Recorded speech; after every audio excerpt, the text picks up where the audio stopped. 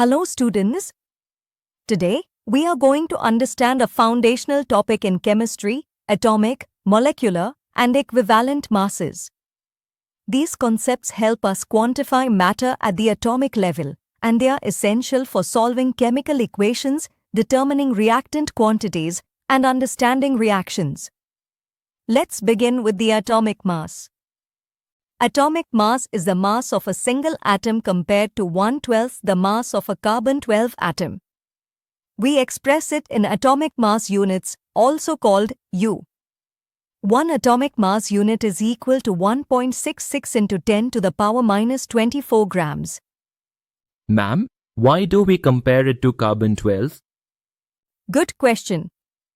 Carbon-12 is chosen as the standard because it is stable, abundant, and measurable with high accuracy. By using it, we create a universal scale to compare all atoms. Now, most elements exist as a mixture of isotopes, atoms with the same atomic number but different mass numbers. So, we calculate an average atomic mass using the masses and abundances of each isotope. For example, boron exists as boron-10 and boron-11 in a 1:4 ratio. So, the average atomic mass of boron becomes 10 into 1 plus 11 into 4 divided by 5. That equals 10.8 U. When atomic mass is expressed in grams, we call it the gram atomic mass. For example, oxygen has an atomic mass of 16 U.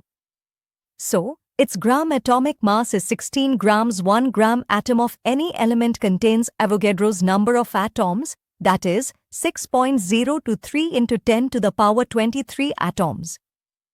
Molecular mass is the sum of atomic masses of all atoms in a molecule.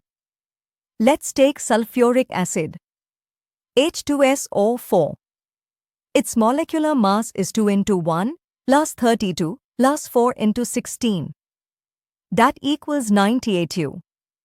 And when we express this in grams, it becomes the gram molecular mass, which represents 1 mole of the substance.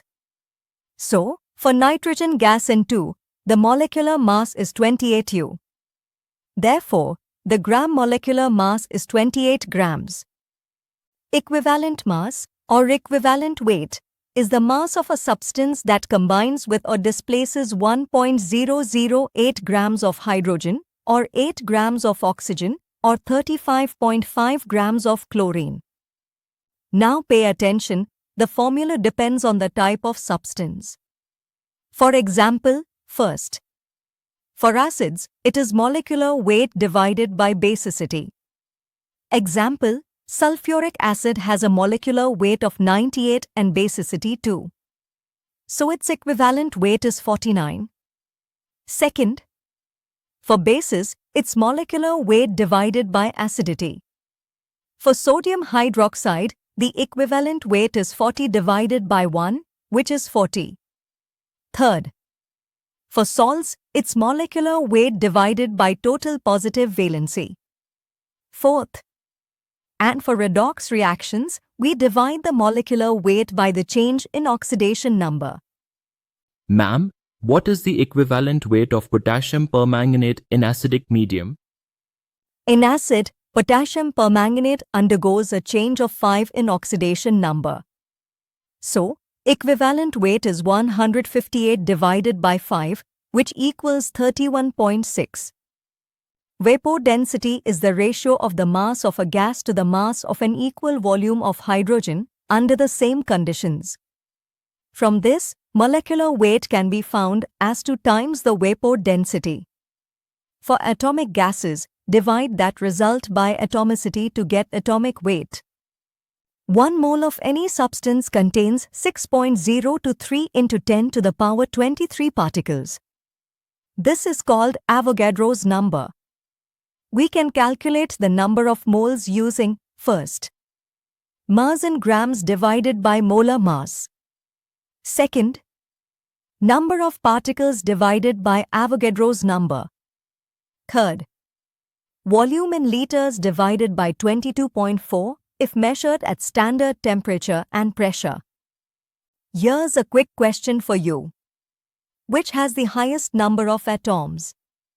4 grams of helium, 46 grams of sodium, 0.4 grams of calcium, or 12 grams of helium?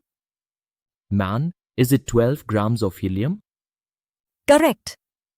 That's 3 moles of helium, which is the highest among the options. Gram molar volume. The volume occupied by 1 mole of a gas at standard temperature and pressure is 22.4 liters.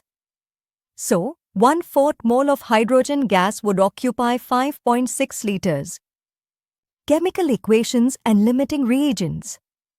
A chemical equation shows how reactants turn into products. For example, zinc plus sulfuric acid gives zinc sulfate plus hydrogen gas. Always balance the number of atoms on both sides. In limiting reagent problems, the substance that is used up first limits how much product is formed. For instance, if 10 moles of hydrogen react with 7 moles of oxygen, hydrogen is the limiting reagent and the reaction stops once it is used up. We use 4 terms to express solution strength. First, molarity is moles of solute per liter of solution. Second, formality is similar but used for ionic compounds. Third, normality is gram equivalents per liter of solution. Fourth, molality is moles of solute per kilogram of solvent, and this one does not change with temperature. That's it for today's lesson. I hope you now have a solid understanding of atomic mass, molecular mass, equivalent mass, and the mole concept. In our next class, we'll solve numerical problems on these topics and explore real-world chemical calculations. Until then, keep revising. Jai Hind.